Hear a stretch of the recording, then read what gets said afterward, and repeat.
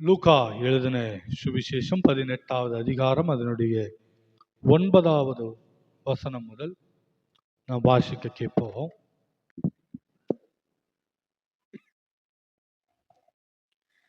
அன்றியும் தங்களை நீதிமான்கள் என்று நம்பி மற்றவர்களை அற்பமாய் எண்ணின சிலரை குறித்து அவர் ஒரு உவமை சொன்னார். போதும். இங்கே தங்களை நீதிமான்கள் என்று நம்பி மற்றவர்களை அற்பமாய் நினைத்து கொண்டிருக்கிற சிலரை குறித்து அவர் ஒரு உவமையை சொல்லுகிறார். அல்லேலூயா. ஒரு கதை, அதாவது ஒரு நடந்த சம்பவத்தை அவளுக்கு ஒரு உதாரணமாக அவர் என்ன செய்கிறார், சொல்லுகிறார். அதாவது தங்களை நீதிமான்கள் என்று நினைத்து மற்றவர்களை அற்பமாய் நினைக்கிறவர்களை குறித்து தான் சொல்லப்படுகிறது. மற்ற அற்பமாய் நினைக்கிற ஜனங்களை பார்த்து தான் ஆண்டவர் என்ன செய்கிறார், அந்த காரியத்தை சொல்லுகிறதை நாம் பார்க்க முடியும்.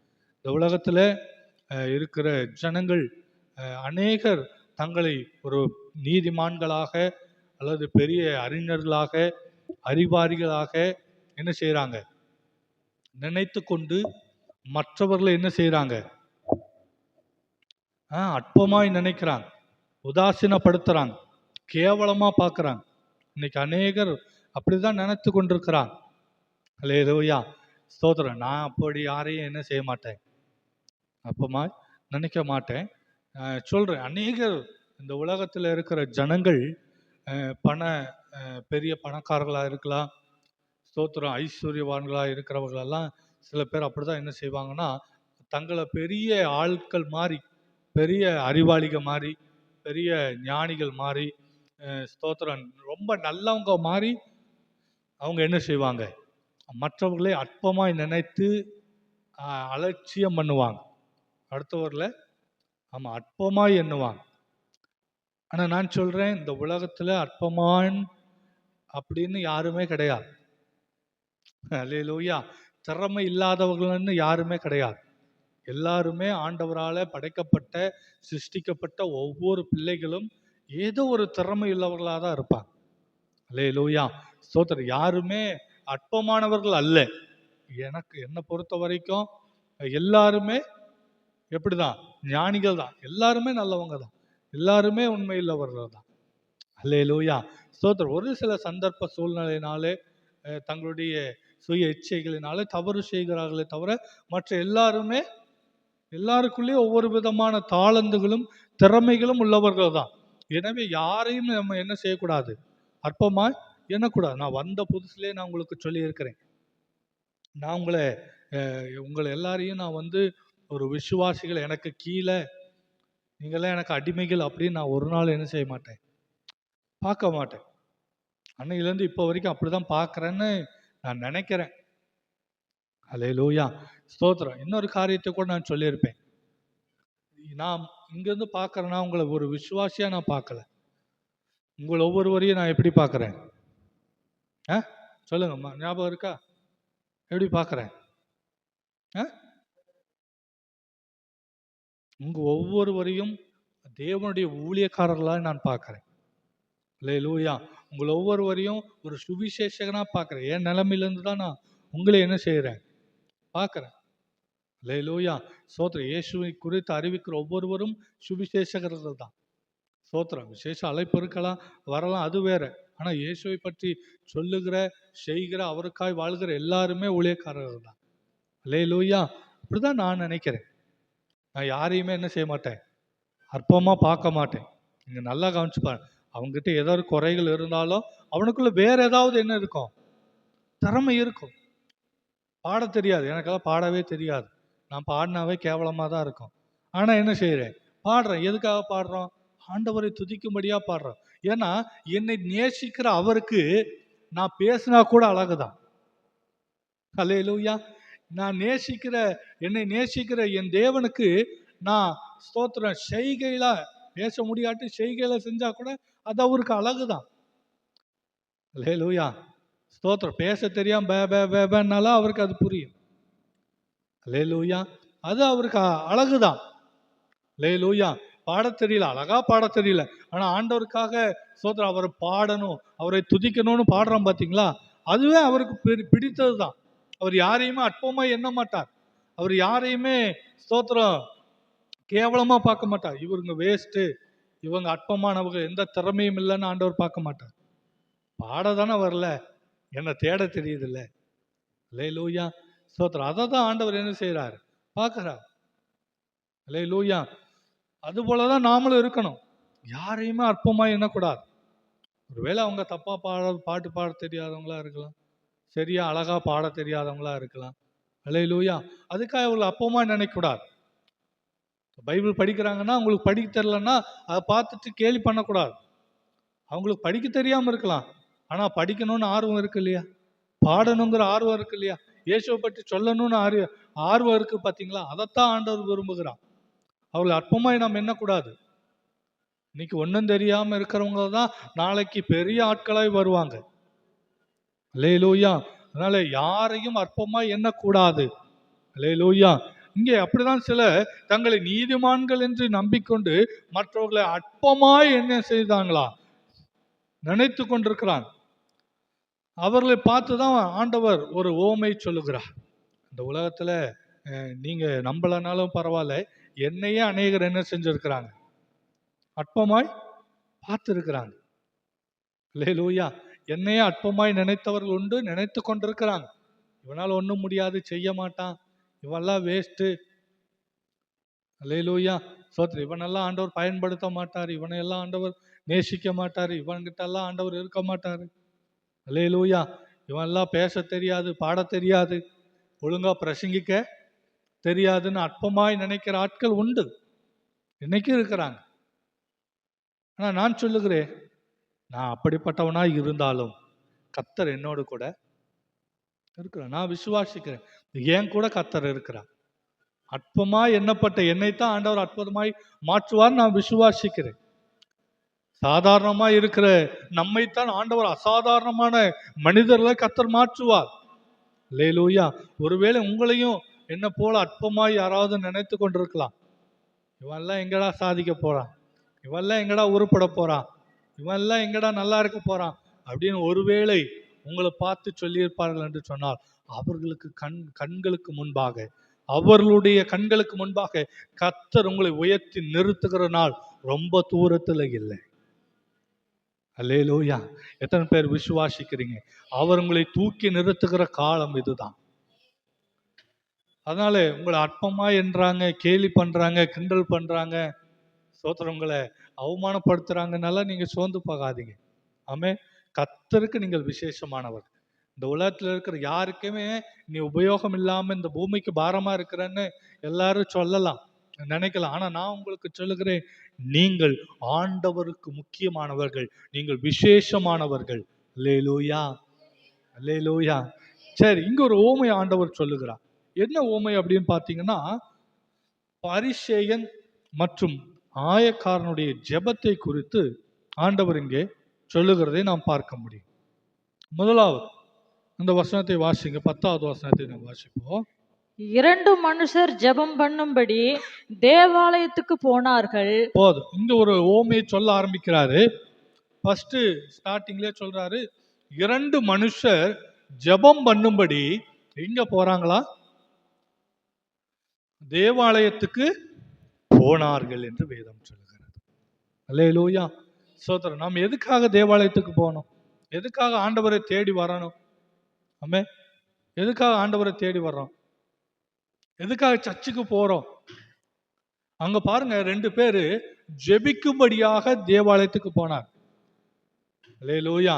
சர்ச்சுக்கு எதுக்கு வர்றோம்? ஆராதிக்க வர்றோம், ஆண்டவரை துதிக்க வர்றோம், அவருடைய வார்த்தையை கேட்க வர்றோம்.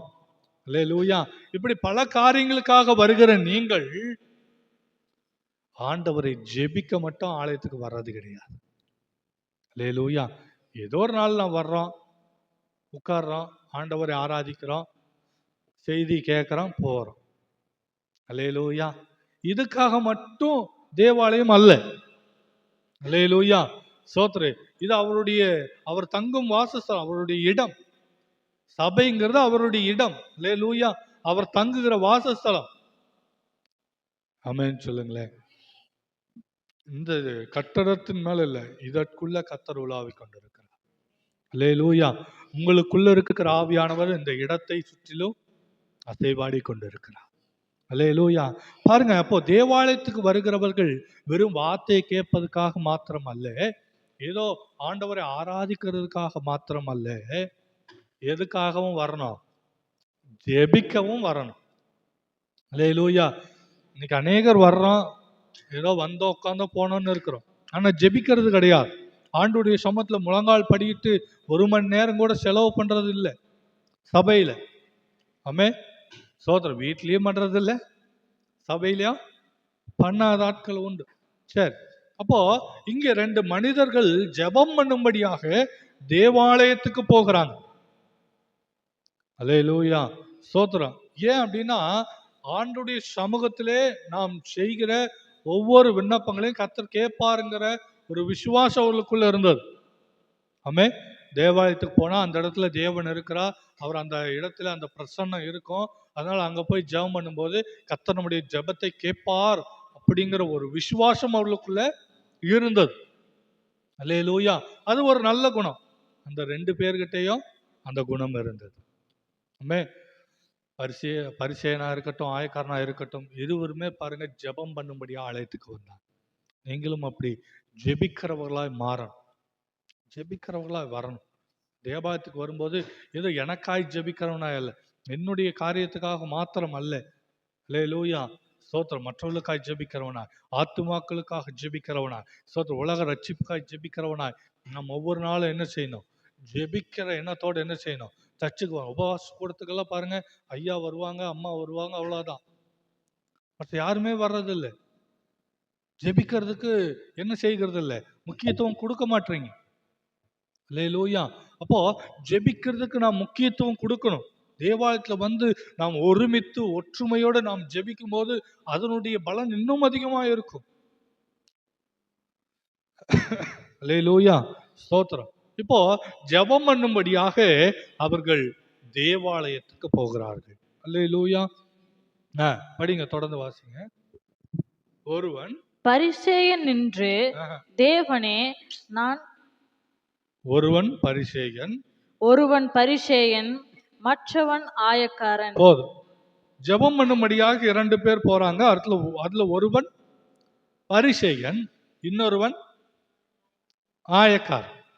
பரிசேயன், ஆயக்காரன். நல்லா கவனிச்சுவாங்க. ஒருத்தன் பரிசேயன், இன்னொருவன். ஆமென். 2 பேரு ஜெபம் பண்றதுக்காக போறாங்க. நல்லா அந்த பேர்களை ஞாபகத்தில் வச்சுக்கோ. ஒருத்தன் பரிசேயன், இன்னொருத்தன் ஆயக்காரன். சரி, இந்த பரிசேயன் முதல்ல யாருன்னு நாம தெரிஞ்சுக்கோ. அவர்கள் வந்து ஸ்தோத்திரம், ஜெப ஆலயங்களிலே முக்கிய பங்கு வகிப்பவர்கள், முக்கிய பொறுப்புல இருக்கிறவங்க. அது மாத்திரமல்ல, பாருங்க, வேத பிரமாணத்துக்கு விளக்கம் கொடுப்பாங்க. வேதத்தில் இருக்கிற பிரமாணங்களை குறித்து விளக்கமாக எடுத்து சொல்லுகிறவர்கள் தான் பரிசேயர்கள். அது மாத்திரமல்ல, அவர்கள் வந்து கிறிஸ்துவின் நாட்கள்ல மிகுந்த செல்வாக்கோடு இருந்தவங்க. பயங்கர செல்வாக்கு. அந்த காலகட்டத்திலேயே கிறிஸ்துவின் நாட்கள்லே செல்வந்தர்களாக வாழ்ந்தவர்கள். அல்லேலூயா. அவர்கள் வந்து ரொம்ப கட்டுப்பாடோட இருப்பாங்க, ரொம்ப கட்டுப்பாடோட ஸ்ட்ரிக்டா இருப்பாங்க எல்லா காரியத்திலையும். அவர்கள் நியாயப்பிரமாணத்துல எழுதியிருக்கிற காரியங்களை அப்படியே ஒரு வார்த்தை கூட விடாம அப்படியே எல்லாத்தையும் கடைபிடிப்பாங்க. உன் தகப்பனையும் தாயும் கனம் பண்ணுனா அப்படியே கனம் பண்ணுவாங்க. உனக்கு விக்கிரங்கள் உண்டாயிருக்க கூடாதுன்னா அப்படியே செய்வாங்க. அல்லேலூயா. பிறனுடைய பொருளை இச்சிக்காதனா அப்படியே இருப்பாங்க. நியாயப்பிரமாணம் என்ன சொல்லுதோ அதை அப்படியே கீழ்ப்படிஞ்சு செய்வாங்க. ஒவ்வொரு வார்த்தையும் அப்படியே கடைபிடிப்பாங்க. அல்லேலூயா. நியாயப்பிரமாணத்துல பெருமையுள்ளவர்களால் அவங்க என்ன செய்வாங்க இருக்கிறதை நாம் பார்க்க முடியும். அல்லேலூயா. அது மாத்திரமல்ல, இந்த பரிசேயர்கள் உயிர் தெழுதல் உண்டு என்று நம்புகிற ஒரு ஜனங்களாய் இருந்தாங்க. ஆனா உயிர் தெழுதலை நம்பாத ஒரு கூட்டம் இருக்கு, அது சதுசேயர். அவங்க வந்து மேசியா வருவாரு, மரிப்பாரு, உயிர் தெழுவாருன்னு அவங்களுக்கு நம்பிக்கை கிடையாது. ஆமே. ஆனா பரிசேயர்கள் உயிர் தெழுதலை நம்பக்கூடிய மனிதர்கள். அல்லேலூயா. இதுதான் பரிசேயனுடைய குணங்கள். ஆயக்காரன் இடத்துல வரும்போது, ஆயக்காரனை குறித்து சொல்லப்படுது. ஆயக்காரன்னா வரி வசூல் செய்கிறவன். அந்த நாட்கள்ல ரோம ஆட்சி நடந்து கொண்டிருக்குது. அந்த நாட்கள்ல அதிகப்படியான வரியை செலுத்தும்படி அந்த ஜனங்களுக்கு அறிவிக்கப்பட்டது. இப்ப எப்படி அதிக ஜிஎஸ்டி போட்டு வரி வசூல் பண்ணிட்டு இருக்காங்க, அது போல அந்த நாட்கள் என்ன செஞ்சுட்டு இருந்தாங்க. அது அந்த மக்களுக்கு பிடிக்காது. இந்த ஆயக்காரர்கள் அந்த ரோம ஆட்சிக்கு கீழே ஒரு பொறுப்புல இருந்து அவங்க என்ன செய்வாங்க, வேலை செய்வாங்க. அப்படி வேலை செய்யறவங்க இவங்களை கண்டாலே ஜனங்களுக்கு என்ன செய்யாது, பிடிக்காது. ஏன்னா அதிகப்படியான வரிய அவங்க கிட்ட இருந்து வசூலிக்கிறதுனால இந்த வரி வசூல் செய்யற வேலை செய்யறவங்கள பார்த்தா ஜனங்களுக்கு என்ன செய்யாது, பிடிக்காது. அப்படி ஒரு தொழிலை செய்கிறவர் தான் இந்த ஆயக்கார். அல்லேலூயா. ஒருவன் பரிசேயன், இன்னொருவன் ஆயக்காரன். அல்லேலூயா. சோத்திரம். சரி, தொடர்ந்து வாசிங்க. இப்போ அவர்கள் எப்படி ஜெபம் பண்ணாங்க அப்படின்னு நம்ம பார்க்க போறோம். அந்த ஜெபத்திலிருந்து நாம் என்ன கற்றுக்கொள்ள போகிறோம் அப்படிங்கிறது குறித்து நாம் தியானிப்போம். முதலாவது லூக்கா 18வது அதிகாரம் 11வது வசனத்தை நாம் வாசிக்கும் போது அங்கே பரிசேயனுடைய ஜெபம் சொல்லப்படுகிறது. வாசிங்க. பரிசேயன் நின்று தேவனே நான் பரிகாரர் அநியாயக்காரர் விபச்சாரக்காரர் ஆகிய மற்ற மனுஷரை போலவும் இந்த ஆயக்காரனை போலவும் இராததனால் உம்மை ஸ்தோத்தரிக்கிறேன். அல்லேலூயா.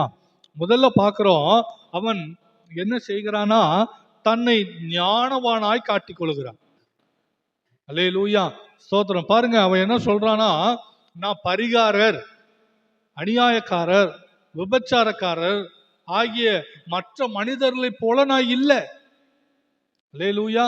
நான் பாவம் பண்றது இல்லை, விபச்சாரம் பண்றது இல்லை, வேசித்தனம் செய்கிறது இல்லை. ஸ்தோத்திரம்.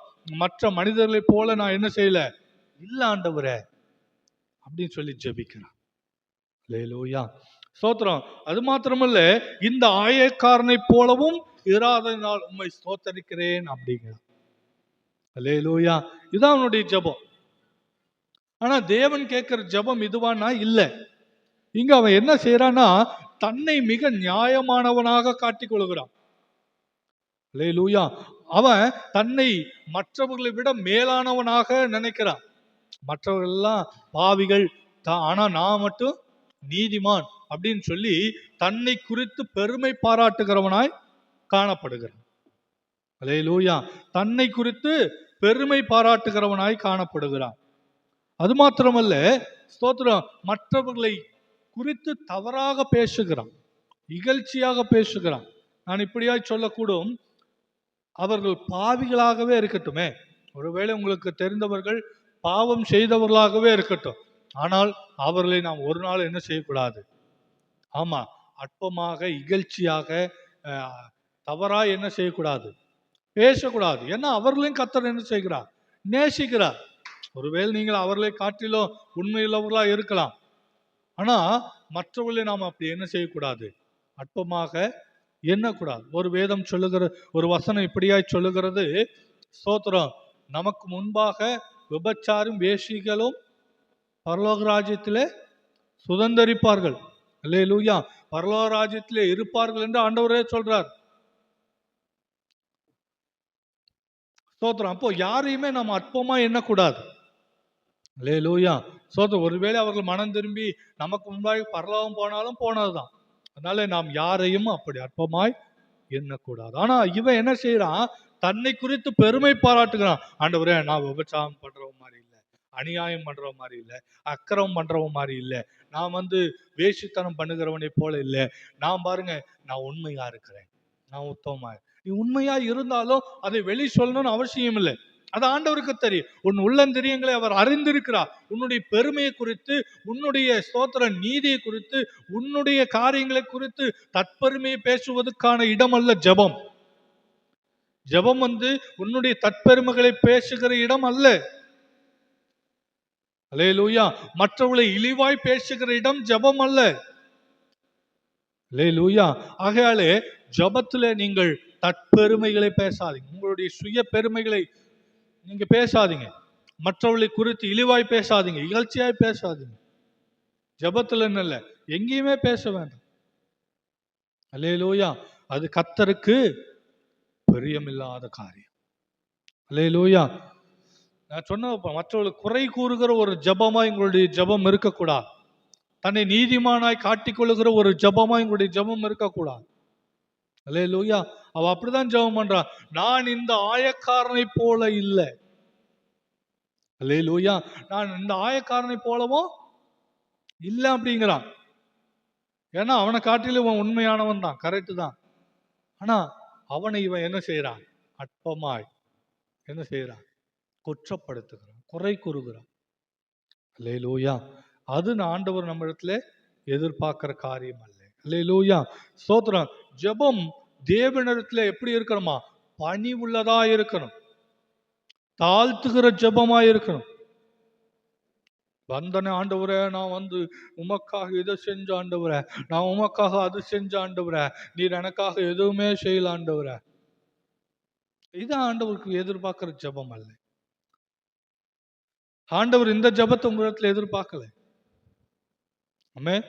கர்த்தருடைய காரியத்தை நாம் செய்தால் அவர் நம்முடைய காரியத்தை அவர் நமக்கு செய்வார். அல்லேலூயா. இதுதான் ரகசியம். நாம் அவருக்கு செஞ்சா அது அவருக்கு கடனாயிரும். அப்ப அந்த கடனோட அவர் வாழ மாட்டார். அப்ப என்ன செய்வாரு? அந்த கடனை நமக்கு திரும்ப செலுத்திடுவார். அல்லேலூயா. ஸ்தோத்திரம். பாருங்க, தேவனிடத்திலே நாம் ஜெபிக்கிற ஜெபம் அது பணிவா இருக்கு, தாழ்மை இல்லாதா இருக்கு, பெருமை இல்லாதா இருக்கக்கூடாது. அது மற்றவர்களை இகழ்கிறதாய், ஸ்தோத்திர, மற்றவர்களை இழிவுபடுத்துகிறதாய், மற்றவனை வேதனைப்படுத்துகிற, குறை கூறுகிற ஒரு ஜெபமாய் அது இருக்கக்கூடாது. தன்னுடைய சுய நீதியை வெளிப்படுத்துகிற இடம் அல்ல, தன்னுடைய தற்பெருமையை பேசுகிற இடம் அல்ல அது. அல்லேலூயா. ஆகாலே உங்களுடைய ஜெபம் தேவனுக்கு பிரியமானதா இருக்கணும்னு சொன்னா, ஸ்தோத்திரம், நாம் பெருமையில ஜெபம் பண்ணக்கூடாது, தாழ்மையில ஜெபம் பண்ண. தேவன் பாருங்க அவனுடைய ஜெபத்தை அங்கீகரிக்கல. பாருங்க, அவன் 12ஆம் வசனம் சொல்லுகிறது, நான் வாரத்தில் 2 தரம் உபவாசிக்கிறேன், என் சம்பாத்தியத்தை எல்லாம் தசம்பாகம் செலுத்தி வருகிறேன் என்று தனக்குள்ளே ஜெபம் பண்ணினான். அல்லேலூயா. ஆண்டவரே, நான் தசம்பாகம் கொடுக்குறேன் ஆண்டவரே, நான் காணிக்க போடுறேன் ஆண்டவரே. சில பேர் போடாமையே சொல்லுவாங்க. அல்லேலூயா. சில பேர் போட்டதை சொல்லி காட்டுவாங்க. அப்படி இருக்கக்கூடாது. நீங்கள் எதை செய்தாலும் மனப்பூர்வமாய் கர்த்தருக்கு என்று செய்யணும். அல்லேலூயா. நான் நிறைய டைம் சொல்லிட்டேன், வீட்டுல கேட்டுட்டே இருக்கிறது என்னுடைய வேலையும் இல்லை. மனப்பூர்வமாய் கர்த்தர் உங்களுக்கு கொடுத்ததுல இருந்து நீங்க என்ன செய்யணும்? ஆண்டவருக்கு என்ன கொடுக்கிறது. அப்படிதான். நீங்கள் கோபப்பட்டாலும் உங்களை தாங்கி கொள்ளுகிற மாதிரி புருஷன் அதுக்காக ஏமாத்திட்டு பொண்டாட்டிக்கிட்ட கோபமே படாத மாதிரி நடிக்கிற பையனை பார்த்துட்டு, ஆண்டவரை இவனை மாதிரி எனக்கு ஒரு மகனை கொடுங்க ஆண்டவரை, எனக்கு ஒரு புருஷனை கொடுங்கன்னு கேட்டுறாதீங்க. அவன் வெளியில அப்படி இருப்பான், உள்ள கொடுமையானவனா கூட என்ன செய்வான்? இருப்பான். அப்படி கேட்டீங்கன்னா ஆண்டவர் அப்படிதான் கொடுப்பாரு. கொடுத்ததுக்கு அப்புறம் ஸ்தோத்திரம், என்ன ஆண்டவரை, நீ நேசிக்கிற மாதிரி ஆளை கொடுக்க சொன்னா அடிக்கிற மாதிரி ஆளை கொடுத்துருக்கு. நீ நீ அவனை மாதிரி கேட்டீல, அவனை மாதிரி தான் கொடுத்துருக்கேன். ஆமே, நீ அப்படிதானே கேட்ட, அப்படிதான் கொடுத்த. இல்லையே ஆண்டவரே, அவன் அப்படி இல்லையே, இவன் வேற அடிக்கிறானே. அவன் அடிப்பான், வெளியில தான் கொஞ்சிட்டு இருக்கான். ஆமே, அவளோட புருஷனும் அடிப்பான், நீ உனக்கு தெரியாது, நீ அவனை மாதிரி கேட்டங்காட்டியும் அவனை மாதிரி செஞ்சு கொடுத்த. அல்லேலூயா.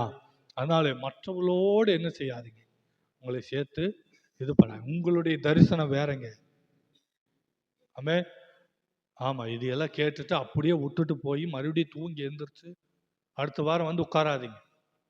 போய் சொல்லுங்க, ஆண்டோடைய சமத்துல அழுங்க, ஆண்டோடைய சமத்துல கேளுங்க.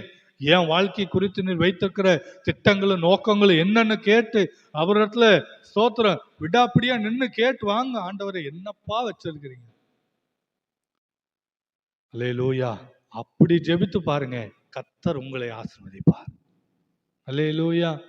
சரி, இப்படி ஜெபம் பண்ணா அது கர்த்தருக்கு பிரியமான ஜெபமாய் இருக்காது. அல்லேலூயா. ஆனால் இங்க ஆயக்காரனுடைய ஜெபத்தை நீங்க வாசிங்களே, அதே 18வது அதிகாரம் 13வது வசனம்.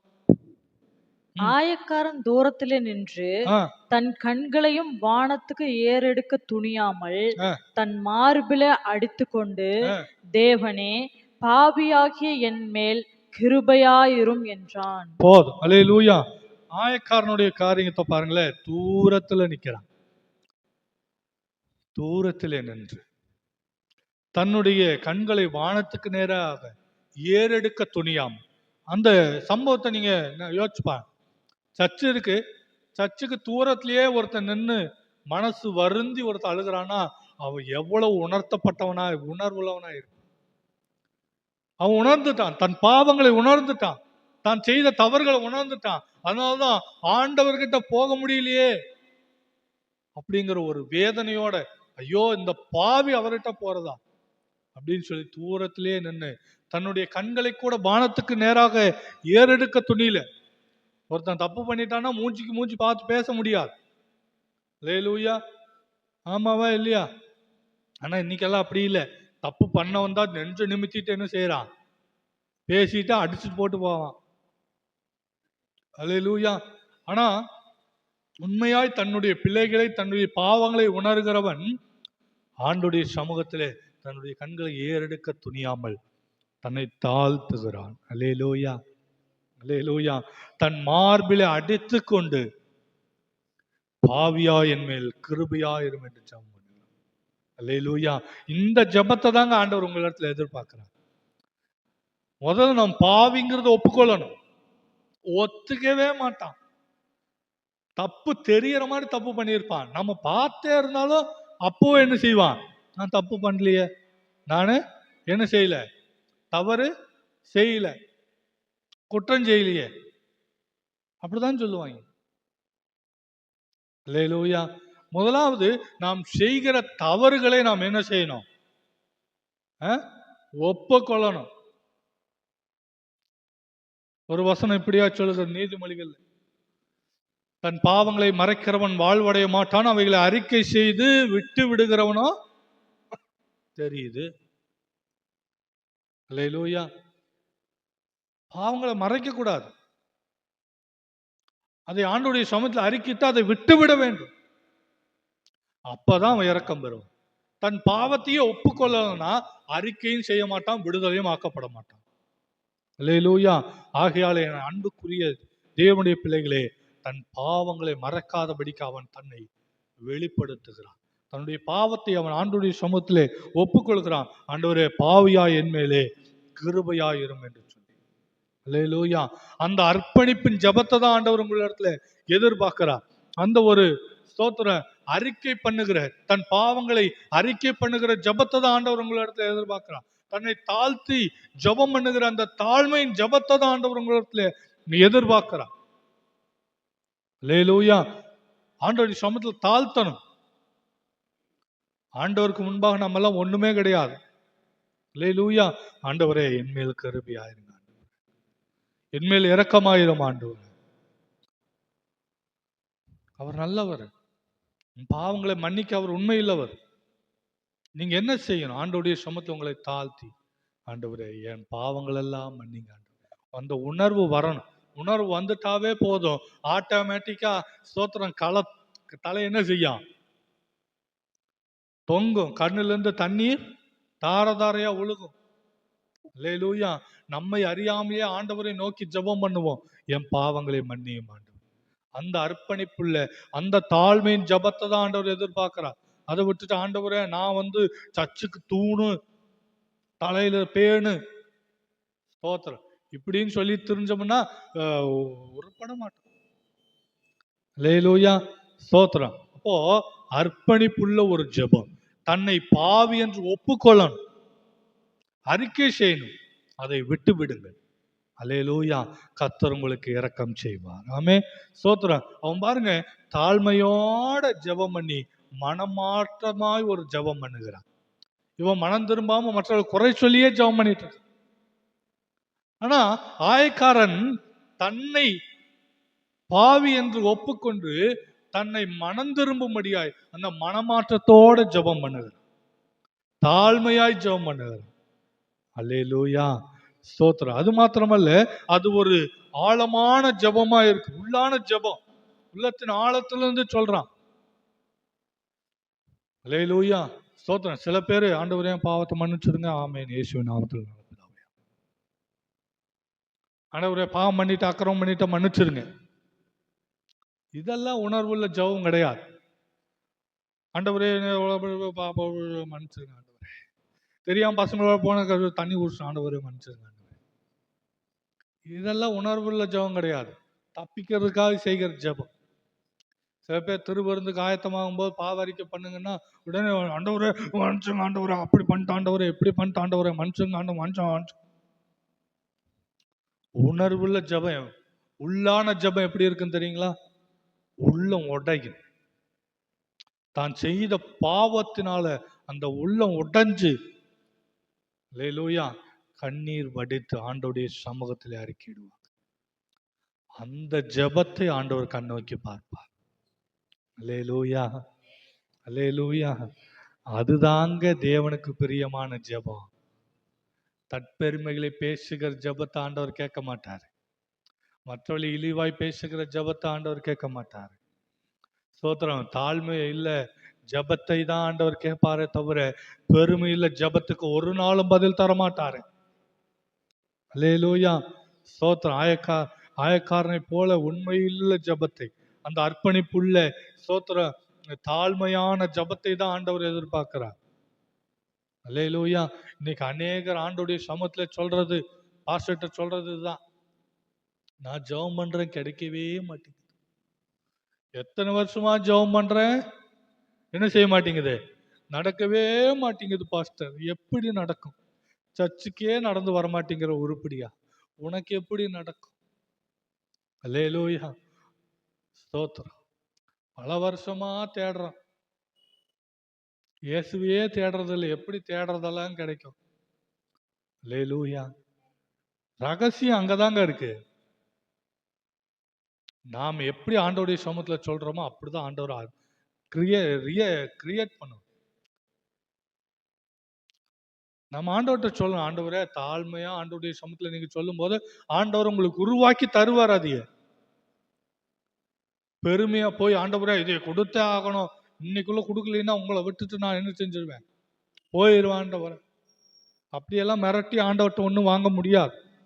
அல்லேலூயா, அல்லேலூயா, ஸ்தோத்திரம். அப்போ முதலாவது காரியம், பெருமையான ஜெபம் ஆண்டவருக்கு பிரியமானது அல்ல. மற்ற இழிவாய் இகழ்ந்து பேசுகிற ஜெபம், குறை கூறுகிற ஜெபம், ஸ்தோத்திரம், தன்னுடைய சுய நீதியை வெளிப்படுத்துகிற ஜெபம் தேவனுக்கு பிரியமான ஜெபம் அல்ல. அல்லேலூயா, ஸ்தோத்திரம். கர்த்தர் விரும்புகிற ஜெபம் ஸ்தோத்திரம் தன்னைத்தான் தாழ்த்தி மனம் திரும்புகிற ஒரு ஜெபமாய் இருக்கணும். தன் பாவங்களை மறைக்காமல் ஒப்புக்கொள்ளுகிற ஒரு ஜெபமாய் இருக்கணும். அது உண்மையில் ஆழமான ஜெபமாய் ஸ்தோத்திரம் உள்ளான இருதயத்திலிருந்து சொல்லப்படுகிற ஏறெடுக்கப்படுகிற ஜெபமாய் இருக்கணும். அதுதான் தேவனுக்கு பிரியமான ஒரு ஜெபம். அல்லேலூயா, ஸ்தோத்திரம். நாம் பரிசேயனை போல இல்லாமல் ஆயக்காரனை போல இருக்கணும். ஆயக்காரன் பாருங்க, மற்றவங்களை சொல்லலை, ஆண்டவரே பாருங்க அந்த பாவி போல நானும் பாவி ஆயிட்டான். ஒருவேளை சொல்லியிருக்க, ஆண்டவரே அந்த விபச்சாரக்காரன் மாதிரி நான் விபச்சாரமெல்லாம் செய்யல, ஆனா தெரியாம இந்த தப்பு பண்ணிட்டான். அப்படி அவன் சொல்லல பாருங்க. மற்றவளை அவன் காரணம் காட்டல, மற்றவன் குறை சொல்லல, மற்றவளோட அவன் கம்பேர் பண்ணல, தன்னைத்தானே அவன் வெறுமையா ஒப்பு கொடுக்க, ஆண்டவரே இந்த பாவியாயின் மேல கிருபையாயிரும் என்று சொல்லுகிறான். அல்லேலூயா. தேவன் பெருமை இல்லவர்களுக்கு பிடிக்கவே பிடிக்காது. ஆண்டவர் பெருமை இல்லவர்களுக்கு தேவன் எப்படி இருக்கிறாரா, எதிர்த்து நிற்கிறார். தாழ்மை இல்லவர்களுக்கோ கிருபை அளிக்கிற தேவனாய் இருக்கிறார். அல்லேலூயா, ஸ்தோத்திரம். அந்த உண்மையில ஜெபம் என்பது தன்னுடைய பாவத்தை ஒப்புக்கொண்டு மனம் திரும்புதலின் ஒரு ஜெபமாய் இருக்கும். அல்லேலூயா. கடைசி அந்த வசனத்தை வாசிங்க. 2 பேர்ல யாருக்கு ஆண்டவர் பதில் தந்தார்? 14வது வசனத்தை பாருங்க. அவன் அல்ல, பரிசேயன் அல்ல, இவனே ஆயக்காரனே நீதிமானாக்கப்பட்டவனாய் தன் வீட்டுக்கு திரும்பி போனான் என்று உங்களுக்கு சொல்கிறேன். ஏனெனில் தன்னை உயர்த்துகிறவன் எவனும் தாழ்த்தப்படுவான், தன்னை தாழ்த்துகிறவன் உயர்த்தப்படுவான் என்றார். அல்லேலூயா, அல்லேலூயா. அன்பு தேவனுடைய பிள்ளைகளே, ஆண்டவருடைய சமூகத்திலே நீங்கள் எந்த அளவுக்கு உங்களை தாழ்த்துகிறவர்களோ எந்த அளவுக்கு உங்களை தாழ்த்துகிறீங்களோ அந்த அளவுக்கு தேவன் உங்களை உயர்த்தி நிறுத்த அவர் வல்லமையுள்ள தேவனாய் இருக்கிறார். அல்லேலூயா. உங்களை தாழ்த்தி பாருங்க, ஆண்டவருடைய சமூகத்துல உங்களை தாழ்த்தி வெறுமையாக்கி ஒப்பு கொடுத்து பாருங்க, உங்களை உயர்த்தி நிறுத்த அவர் வல்லமையுள்ள தேவனாய் இருக்கிறார். அல்லேலூயா. ஒரு நாளும் மற்றவர்களோடு உங்களை கம்பேர் பண்ணாதீங்க, மற்றவர்களோடு கூட உங்களை ஸ்தோத்திரம் சேர்த்து பார்க்காதீங்க. மற்றவர்களை காட்டில் நீங்கள் விசேஷமானவர்கள். அல்லேலூயா. ஸ்தோத்திரம். பிறரோட ஒப்பிட்டு உங்களுடைய வாழ்க்கை வேறு, உங்களுடைய தரிசனம் வேறு, உங்களுடைய திட்டங்கள் வேறு, உங்களுடைய ஸ்தோத்திரம் தேவன் உங்களை குறித்து வைத்திருக்கிற தரிசனம் வேறு என்பதை உணர்ந்து அதுக்காக ஜெபம் பண்ணுங்க. அவனை மாதிரி ஆகணும், இவனை மாதிரி ஆகணும், இவ்வளவு சம்பாதிக்கணும், அவ்வளவு சம்பாதிக்கணும், அவங்கள மாதிரி இருக்கணும்னாலாம் ஆசைப்படாதீங்க. அல்லேலூயா. அது தேவனுக்கு பிரியமானது அல்ல. அல்லேலூயா. நாம் உண்மை இல்லவர்களாய் உண்மையாய் ஆண்டவருடைய சமூகத்திலே நம்மளை தாழ்த்தி வெறுமையாக்கி ஒப்பு கொடுப்போம். கர்த்தர் நம்முடைய ஜெபத்தை கேட்டு, அந்த ஆயக்காரனுடைய ஜெபத்தை கேட்டு ஆண்டவர் அவனை நீதிமானாக்கி அவனை அனுப்பினது போல இன்றைக்கு நம்மளையும் சோத்திரம் வெறுமையாய் வந்திருக்கிற நம்மளையும், சோத்திரம் ஒன்றுமில்லாமல் வந்திருக்கிற நம்மையும், பாவியாய் இருக்கிற நம்மளையும், வெறுமையாய் இருக்கிற நம்மையும், அப்பமாய் எண்ணப்பட்ட அந்த ஆயக்காரனை போல அற்பமாய் எண்ணப்பட்ட நம்மையும் கர்த்தர் இன்றைக்கு கண்ணோக்கி பார்த்து உங்களுடைய காரியங்களிலே, உங்களுடைய வாழ்க்கையில எதெல்லாம் தடைபட்டிருக்கோ அந்த தடைகளை எல்லாம் கர்த்தர் மாற்றி உங்களை நீதிமான்களாய் மாற்றி உங்களை ஆசீர்வதிக்கப்பட்டவர்களாய் கர்த்தர் மாற்றி உங்களை ஆசீர்வதிக்க போறார். அல்லேலூயா. அல்லேலூயா. இதுவரைக்கும் நீ எல்லாம் சபிக்கப்பட்டவன், நீ எல்லாம் நல்லா இருக்க மாட்ட, நீ எல்லாம் வேஸ்ட், உன்னால எதுவுமே செய்ய முடியாது என்று சொல்லி உங்களை அற்பமாய் நினைத்தவர்களுக்கு முன்பாய், உங்களை ஒதுக்கினவர்களுக்கு முன்பாய் கர்த்தர் உங்கள் தலைகளை தூக்கி நிறுத்த போகிறார், உயர்த்தி நிறுத்த போகிறார். ஒரு ஆமென் சொல்லுங்களேன். கர்த்தர் உங்களை உயர்த்தி நிறுத்த போகிறார். இப்படி யாவரும் எழுந்து நிற்போம். ஆண்டவரே, ஒருவேளை அந்த ஸ்தோத்திர ஆயக்காரனை போல ஆண்டவரே நான் பாவியாத ஆண்டவரே உங்களுடைய சமூகத்துல நான் ஒப்பு கொடுக்கிறேன். என் பாவத்தை மன்னிங்க, என் அக்கிரமங்களை மன்னியும் ஆண்டவரே. இந்த பாவியா என் மேல நீர் கிருபையா இரும் என்று சொல்லுங்க. வாய்களை திறந்து உள்ளத்தின் ஆழத்திலிருந்து அப்பா என் பாவங்களை மன்னியும் ஆண்டவரே. வாய் திறந்து சொல்லுங்க. மற்றவர்களோட கம்பேர் பண்ணாதீங்க. உங்க வாழ்க்கையில உங்களுக்கு என்ன தேவையோ, உங்களை குறித்து என்ன நோக்கம் வச்சிருக்கிறாரோ அதை நிறைவேற்றுங்க ஆண்டவரே. அதை என் வாழ்க்கையில நிறைவேற்றுங்க ஆண்டவரேன்னு சொல்லுங்களேன். அப்பா, என்னை குறித்து வைத்திருக்கிற சித்தம் என்ன, அதை நிறைவேற்றும் ஆண்டவரே, நிறைவேற்றும். ஹல்லேலூயா. மை துதிக்கிறோம். வெறுமையான பாத்திரம் நான் வேறுத்து தள்ளாமலே நீரம்பி வலியும் பாத்திரமாய் விளங்க செய்திடுமே. கூயவனே படைப்பின் காரணரே, களிமண்ணான என்னையுமே கண்ணோக்கி பார்த்திடுமே.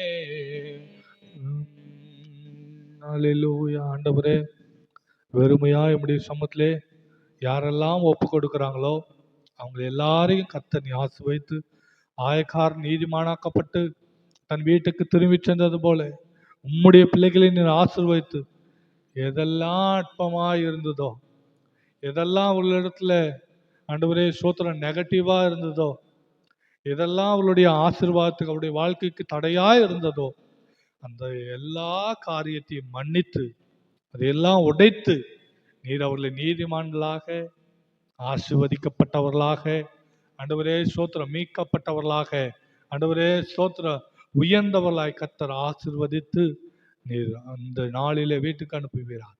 ஆசீர்வதியும் பாதுகாத்துக்கொள்ளும். இந்த வார்த்தையின் மூலியமா நம்முடைய பிள்ளைகளை ஆசீர்வதி இயேசு கிறிஸ்துவின் நாமத்தில் ஜெபிக்கிறோம் ஜீவனுள்ள நல்ல பிதாவே, ஆமென். அல்லேலூயா. நேரம் டைம் ஆயிடுச்சுங்கிறதுனால சுருக்கமா நான் ஜெபித்திருக்கிறேன். இதை நீங்கள் மறக்காம வீட்டில் போயும் ஆண்டவருடைய சமூகத்தில் என்ன செய்யணும், ஜெபிக்கிறேன். ஆண்டவரே, என் வாழ்க்கை குறித்து நீர் வைத்திருக்கிற நோக்கம் என்ன, நான் அதுதான் ஆண்டவருடைய சமத்துலையும் ஜெபம் பண்ணுவேன். என்னை அநேகர் அற்பமாய் நினைத்து பார்ப்பான். ஸ்தோத்திரம். அவர் மாதிரியா பேசுவாங்க. ஆனா ஆண்டவரத்துல நான் சொல்லுகிற ஒரே காரியம், ஸ்தோத்திரம், ஆண்டவருடைய சித்தம் எதுவோ அது என்னுடைய வாழ்க்கையில நடக்கட்டும். அல்லேலூயா. ஸ்தோத்திரம். ஒருவேளை அவமானங்களும் நிந்தைகளும் நம்மளுக்கு வந்துட்டே இருக்குன்னா அதை பார்த்து என்ன செய்யாதீங்க, சோர்ந்து போகாதீங்க. ஆமென். ஸ்தோத்திரம். அதையும் கர்த்தர் அனுமதித்திருக்கிறார். ஆனால் கர்த்தர் எதை குறித்து முன்குறித்து வைத்திருக்கிறாரோ அதை உங்கள் வாழ்க்கையில நிறைவேற்றாம என்ன செய்ய மாட்டாரு, விடவே மாட்டார். அல்லேலூயா. அதனால நீங்க இனிமே மற்றவர்களை போல வாழணும் ஆண்டவரே, மற்றவர்களை மாதிரி என்னை ஆசீர்வதிங்கன்னு ஜெபம் பண்ணாம, உங்களுடைய காரியங்கள் என்ன, உங்களிடத்துல என்ன குறைகள் இருக்கு, அதை ஆண்டவருடைய சமூகத்துல ஒப்பு கொடுத்து அதை விட்டுட்டு, ஆண்டவரே இந்த ஆசீர்வாதத்தை எனக்கு தாங்க, இதால் என்னை நிரப்புங்க, உம்முடைய சித்தம் என்ன, உம்முடைய சித்தம் என்ன ஆண்டவர், என்னை குறித்து வைத்திருக்க நோக்கம் என்ன, அதை நிறைவேற்றும் என்று ஜெபம் பண்ணுங்க.